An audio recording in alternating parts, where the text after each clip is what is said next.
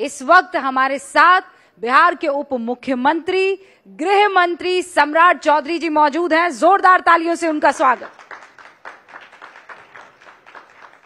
पहले पिता, फिर मां और उसके बाद बेटा, और बेटा जीता तो ऐसा जीता कि आज बिहार के उप मुख्यमंत्री के साथ साथ गृह मंत्रालय भी उनकी झोली में।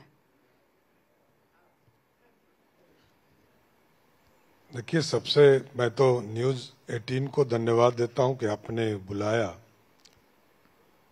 मैं तो अपनी सीट पर गया ही नहीं, नॉमिनेशन के बाद वहां की जनता ने जिताकर भेज दिया। इसके लिए धन्यवाद देता हूं कि तारापुर के लोगों ने इतना विश्वास किया कि आप पूरा बिहार घूमते रहिए और 46,000 वोटों से जिताया। इसके लिए मैं धन्यवाद देता हूं तारापुर के लोगों को, और बिहार की जनता को विशेष धन्यवाद देता हूं जिसने 202 सीटें देकर एनडीए को थंपिंग मेजॉरिटी से विश्वास किया, भरोसा किया और बिहार में सुशासन की सरकार बरकरार रखा। लेकिन आप आते ही एकदम एक्शन मोड में नजर आए, डीजीपी के साथ प्रेस कॉन्फ्रेंस करते हैं और उसके बाद ये कहते हैं कि यहाँ पर जो मॉडल हम लेकर आएंगे उस मॉडल में बच्चियों को सुरक्षा मिलेगी, क्योंकि चुनाव के ऐन पहले जंगल राज का मुद्दा वो एनडीए को लेकर बड़ा सता रहा था, और शायद यही वजह है कि रूबिका जी, मैं फिर बोल रहा हूं, हमको तुलना तो करनी होगी ना। जब तक अंधेरी रात नहीं देखा होगा लोग, तब तक उसको सुबह का आनंद कैसे आएगा। इसलिए जंगल राज से तुलना करते हैं हम कि 2005 के पहले की सरकार और आज की सरकार की तुलना किया जाता है कि नीतीश कुमार जी और लालू जी के राज का फर्क समझना चाहिए।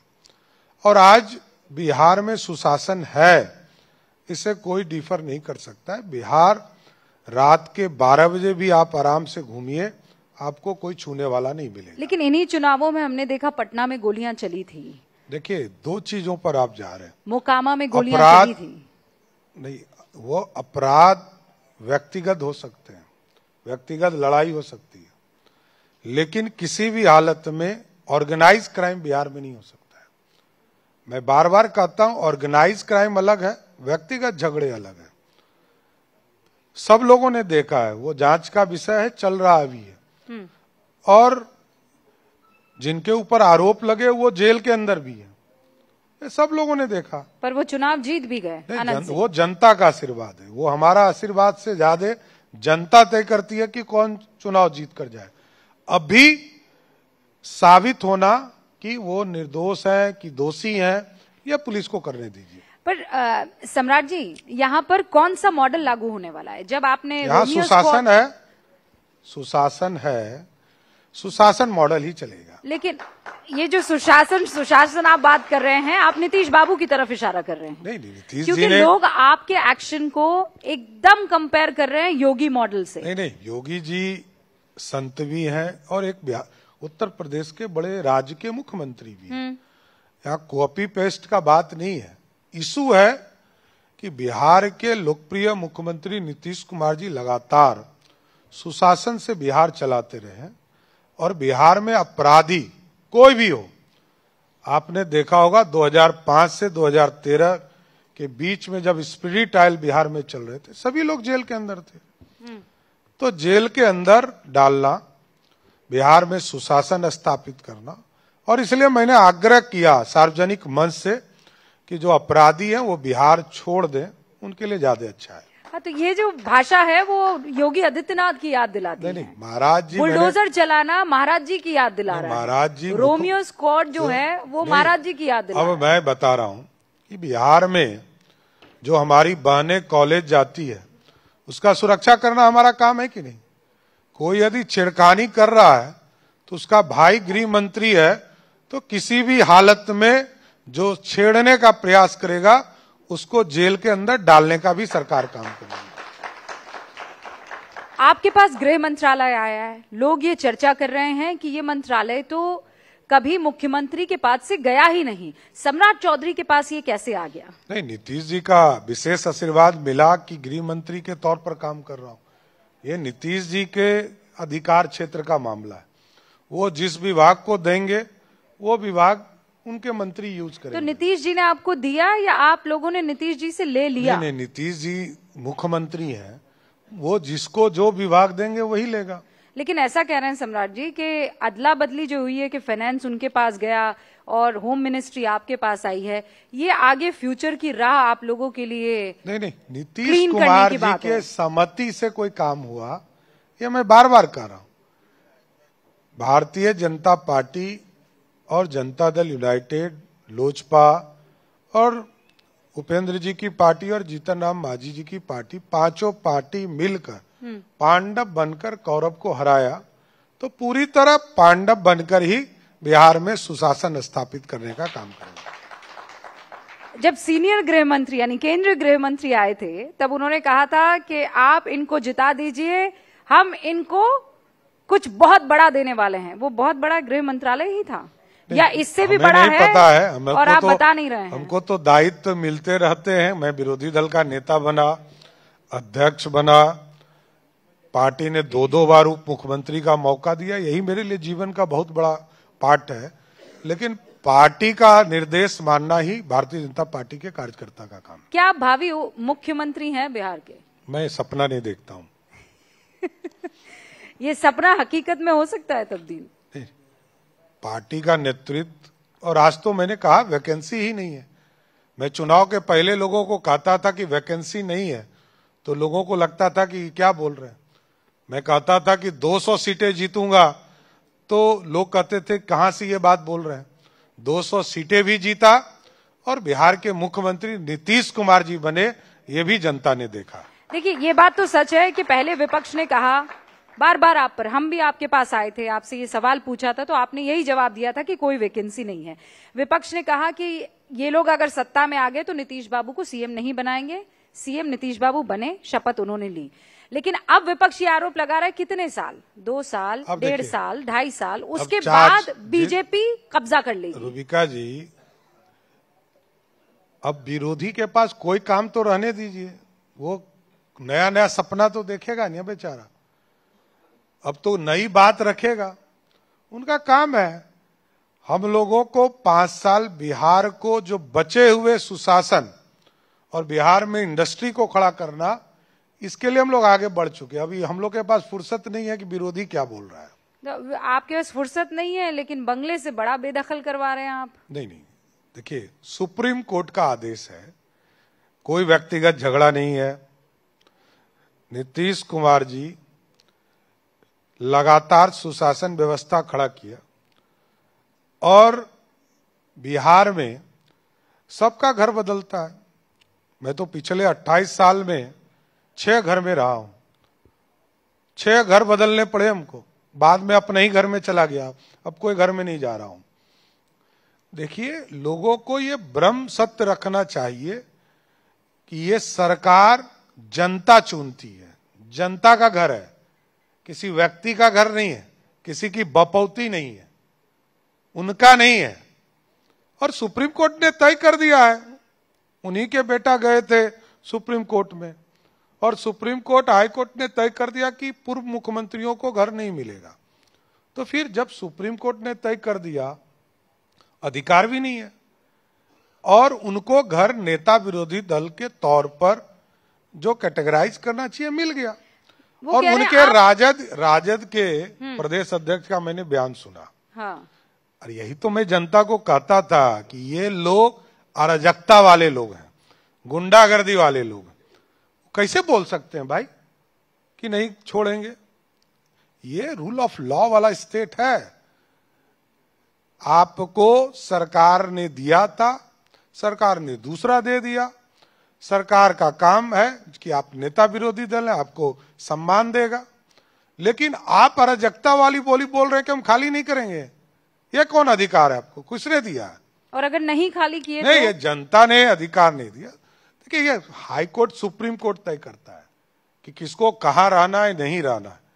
कोई हारने वाला व्यक्ति कैसे सरकारी घर में रह सकता है, ये जानना चाहिए। नहीं तो जैसा कह रहे हैं कि किसी कीमत पर बंगला खाली नहीं होगा, करवा के दिखाए, बिलो द बेल्ट इन लोगों ने हिट कर दिया है। इस चक्कर में नहीं पड़ना है, ये न्यायालय तय करेगा, ये हमारा काम थोड़े।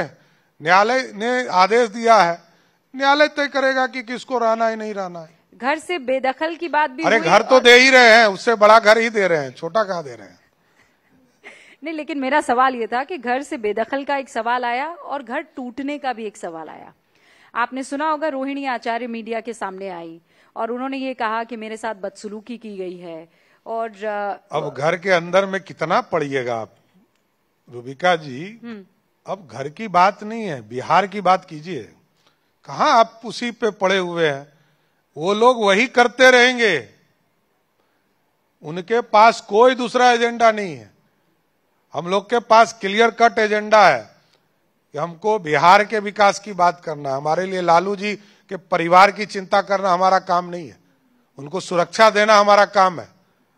उनको कोई गड़बड़ नहीं हो इसकी चिंता सरकार करेगी, लेकिन किसी भी हालत में हमारी चिंता नहीं है कि लालू जी के परिवार में बेटा क्या बोल रहा है, बेटी क्या बोल रही है। हमारा काम है बिहार में सुशासन और बिहार को रोजगार के क्षेत्र में अपार संभावनाओं के साथ आगे बढ़ना। तो आपका रोड मैप एकदम तैयार है? हम लोगों ने संकल्प लिया है, 25 एजेंडा के साथ हम आए, जनता के बीच में गए, जनता ने भरोसा किया और उस पर काम करना है। अब बड़ा सवाल ये है कि आप नौकरियां कहां से लेकर आएंगे?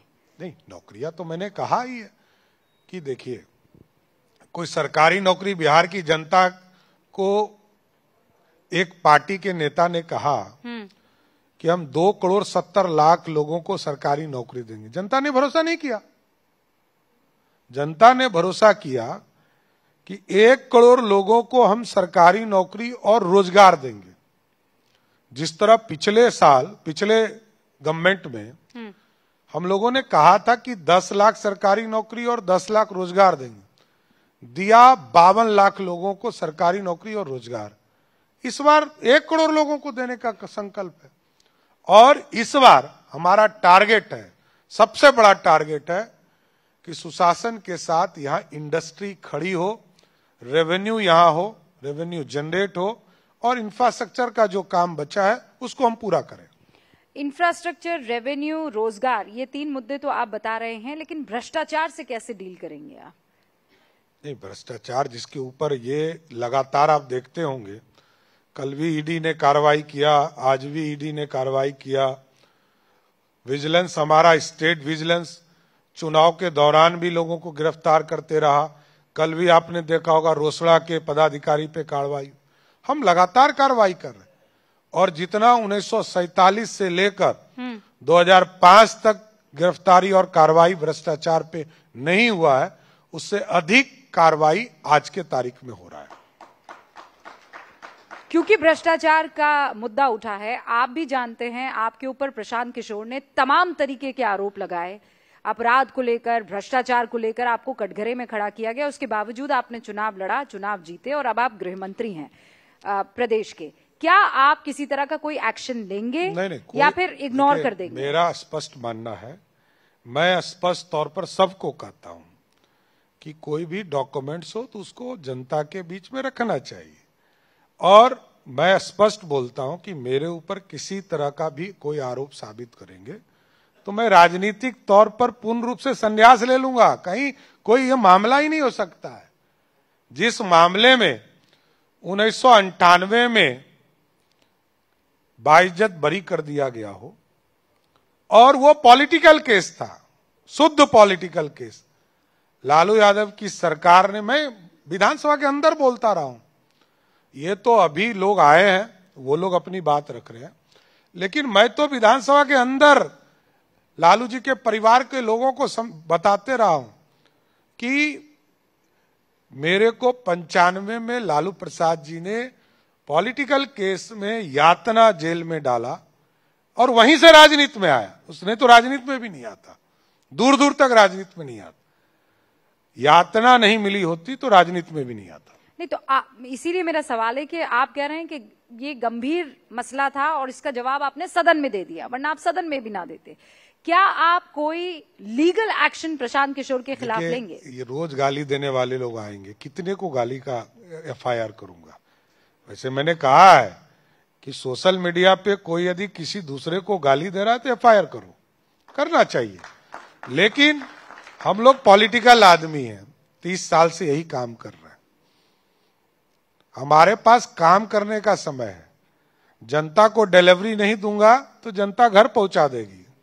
जनता के लिए काम करना है, अपने लिए काम नहीं करना है। आप जनता को केंद्र में रख रहे हैं। वो ये कह रहे हैं कि आप जीते ही इसीलिए क्योंकि आपने धांधली की है, आप जीते ही इसीलिए क्योंकि आपने पैसा बांटा, एकदम खुले तौर पर पैसा बांटा है। जनता तक पहुंचाया है ना, जनता के बीच से तो कोई गायब नहीं हुआ है, जनता को पहुंचाया, यही भरोसा है। जनता को पैसा मिला है, किसी दूसरे को नहीं मिला है। नहीं तो चूंकि आपके पास पूरा मैकेनिज्म था तो आपने उसका इस्तेमाल किया, बेचा इस्तेमाल किया। मैं क्या कर रहा हूं, बीच चुनाव में पैसा बांटा। सुन तो लीजिए आप। बिजली बिल 1,90,00,000 परिवार को मिलता है। लालू यादव जी जो राष्ट्रीय जनता दल के राष्ट्रीय अध्यक्ष हैं, उनका भी बिल आता है तो 125 यूनिट मुफ्त होता है। लालू जी का, राबड़ी जी का आता है। तेजस्वी यादव के नाम पर बिजली बिल आता है 125 यूनिट। पहले हम उनको माफ करते हैं, आम लोगों को तो करते ही है, सबसे बड़े विरोधी को भी माफ करते हैं, ये ध्यान रखिए। दूसरा, 1,12,00,000 बुजुर्गों को,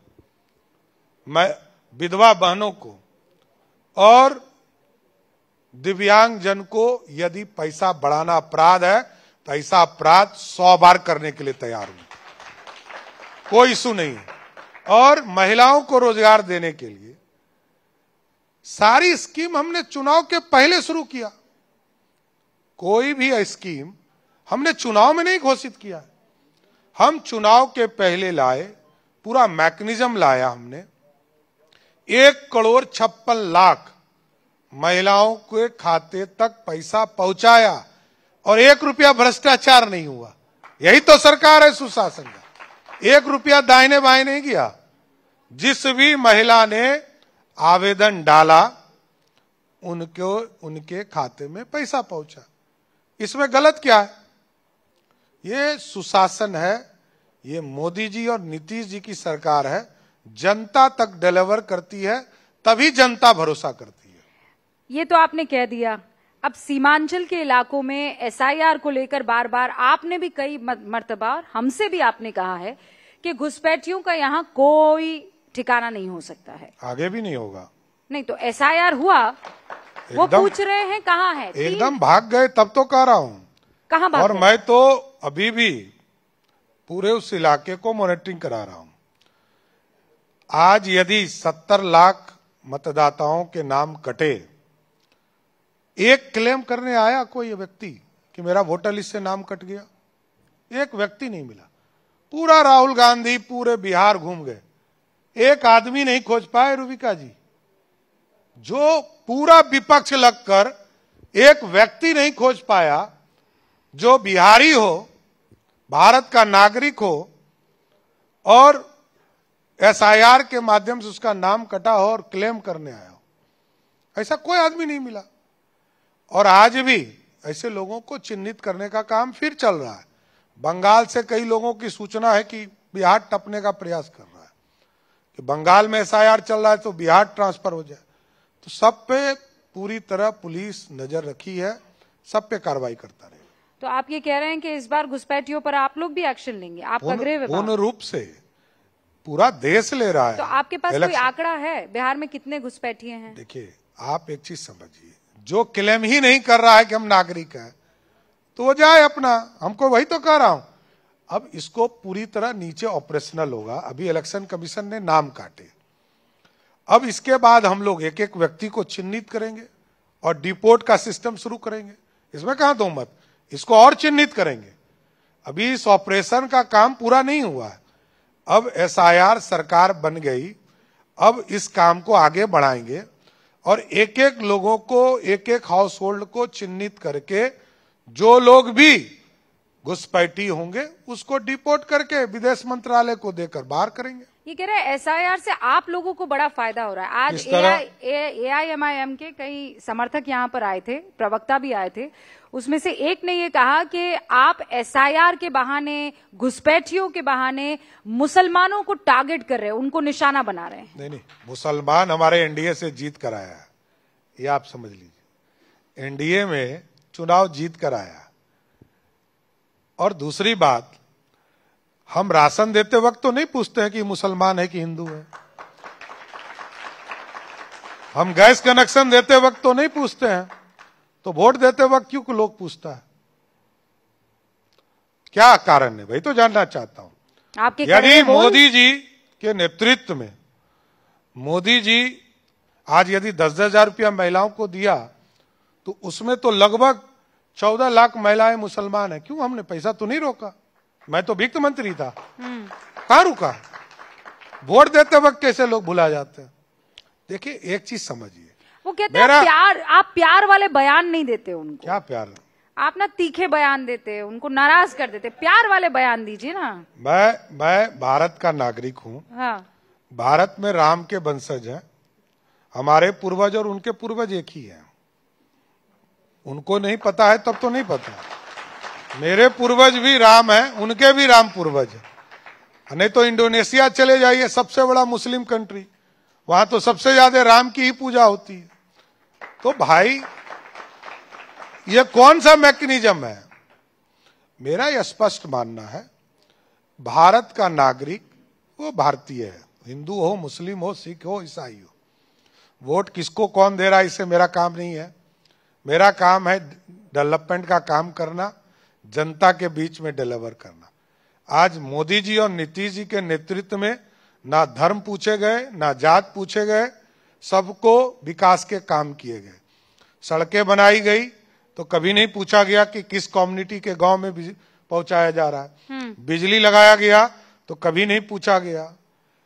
गैस कनेक्शन दिया गया, अनाज देते वक्त कभी नहीं पूछा जाता, आगे भी नहीं पूछा जाता। तो मुसलमान आपको वोट क्यों नहीं करता फिर? अब देखिए, मेरा ये मानना है कि हमको सभी लोगों ने वोट दिया, अब आप इसको तोड़ रही हैं। मेरा मानना है कि बिहार की तमाम जनता ने वोट किया। ये तो बहुत ही मासूमियत वाला आपका मानना है। नहीं, कैसे नहीं मानना? मैं तो मुस्लिम गांव में ही पैदा लिया हूं, काहे आप चिंता कर रही है?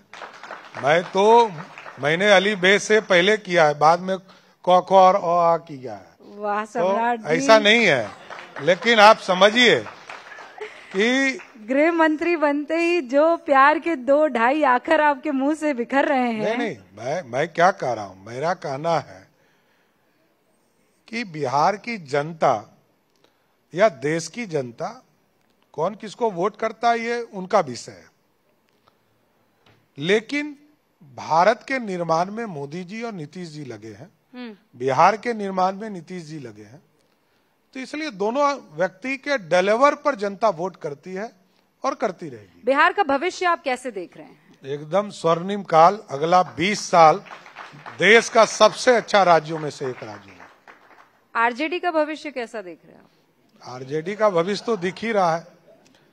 देखिए, मैं बार बार कहता रहा, कोई मानता नहीं है। लालू जी या उनका परिवार 15 साल बिहार के पूरे चीजों का खा गया। भ्रष्टाचार जीवन में जब भी किया तो सिर्फ भ्रष्टाचार किया। लालू जी हो, लालू जी का परिवार हो, जनता सब जानती है। जनता को बताने से ज्यादा वे स्वयं लोग जान रहे हैं। नई पीढ़ी जब वोट देने जाती है तो उनके माता पिता ही बताते हैं कि मैंने कैसा जीवन जिया है। इसलिए बिहार की जनता बहुत होशियार है। बिहार की जनता बिहार में विकास को लगातार आगे बढ़ाना चाहती है, इसलिए एनडीए की सरकार चुना है। आप ये कहना चाह रहे हैं कि राहुल और तेजस्वी बाबू की जोड़ी बिहार को पसंद नहीं आई? राहुल कोई फैक्टर ही नहीं है। अरे भाई, इन लोगों के 1300 किलोमीटर की यात्रा की है वोट चोरी पर। अरे वो ठीक है, तो पिकनिक मनाने आए थे बेचारा, अच्छा वैन लेके आए थे।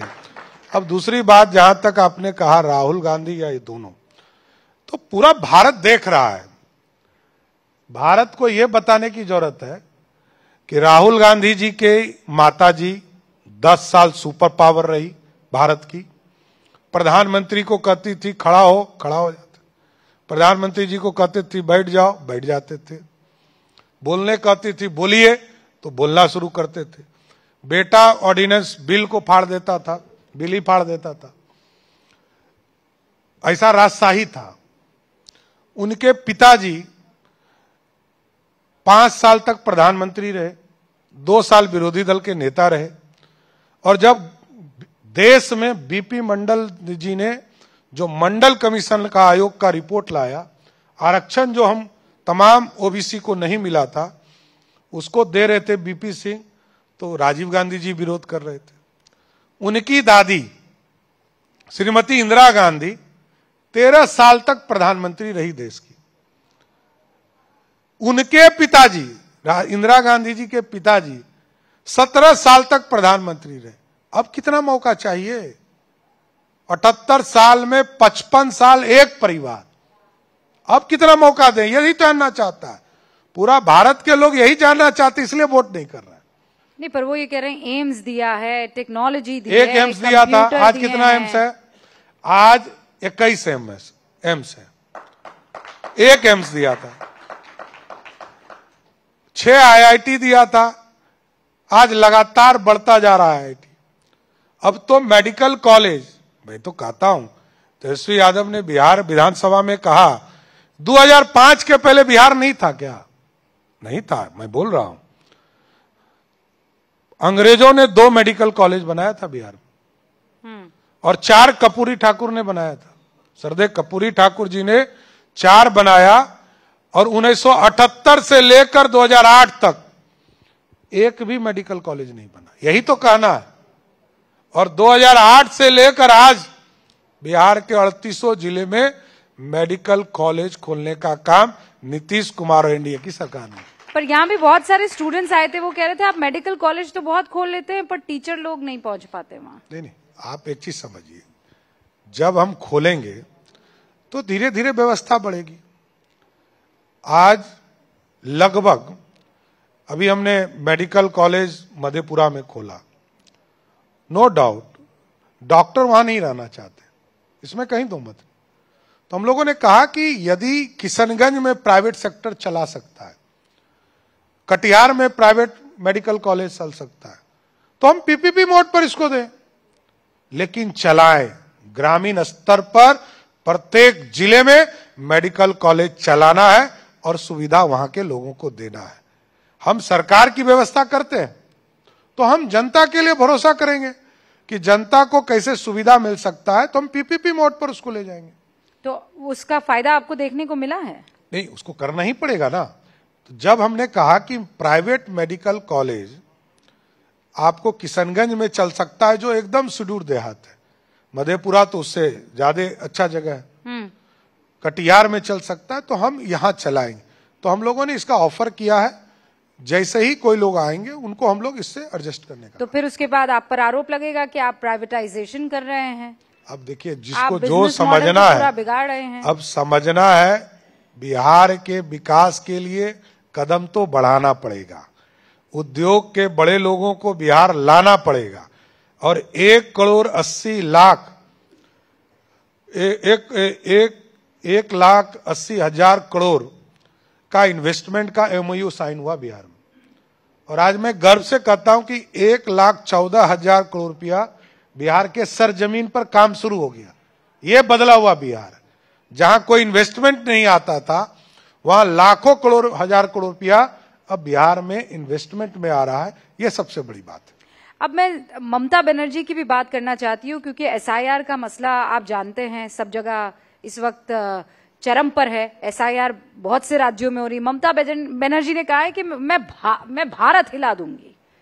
अगर बीजेपी ने मुझे परेशान करने की कोशिश की, मेरे खेल में मुझे हरा नहीं सकती है बीजेपी। परेशान क्या करना, ये कोई मरा हुआ है, कोई घुसपैठी है, उसका नाम कटेगा ना। दीदी को इसमें दिक्कत क्या हो रहा है भाई?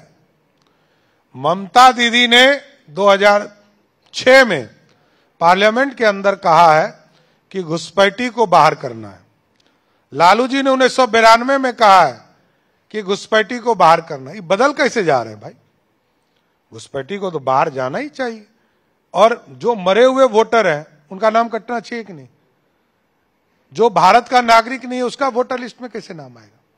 चुनाव आयोग से मिली भगत का आप पे जो आरोप लगता है, उस पर आप क्या जवाब देंगे? देखिए, कहेंगे ये कोई नई प्रथा नहीं है। कांग्रेस पार्टी, ये पूरा जो सिस्टम बना है, संविधान जब बाबा साहब अंबेडकर ने बनाया तो कांग्रेस ने 168 बार भारत के लोकतंत्र में राष्ट्रपति शासन लगाया। हम लोगों ने कितनी बार लगाया? जनता तो देख रही है ना कि बीजेपी के लोगों ने कितना राष्ट्रपति शासन लगाया। जनता देख रही है सब कुछ, जनता को तय करने दीजिए। और इलेक्शन कमिश्नर आप देख लीजिए किस तरह चुनाव लड़ते रहे कांग्रेस पार्टी के उम्मीदवार बनकर। कितने लोग रिटायर किए, सब कांग्रेस पार्टी के, कई लोग कांग्रेस पार्टी के उम्मीदवार बने। तो ये जनता देख रही है। तो ये गारंटी है कि अब जो चुनाव आयोग के बड़े अधिकारी है वो रिटायर होते तो आपकी पार्टी से चुनाव नहीं लड़ेंगे? गारंटी का शब्द नहीं है, मैंने ये कहा अभी तक का जो इतिहास है वो बताया। आखिर में एक सवाल बहुत महत्वपूर्ण है। पूरा चुनाव नीतीश बाबू की सेहत के इर्द गिर्द भी लड़ा गया। नीतीश बाबू की सेहत के बारे में आपसे बेहतर कौन बता सकता है? नहीं, कोई नहीं, जनता देख रही है ना। जनता ने देखा कि लालू जी का परिवार का हेलीकॉप्टर नहीं उड़ पाया बारिश के चलते, लेकिन नीतीश जी का गाड़ी नहीं रुका, वो 7 सवा करके आए। यही फर्क है। फिट और अनफिट का पैरामीटर क्या है? एक 75 वर्ष का नौजवान 7 प्रोग्राम गाड़ी से करता हो और एक 32 साल का नौजवान घर में आराम करता हो। जनता सब कुछ देख रही है।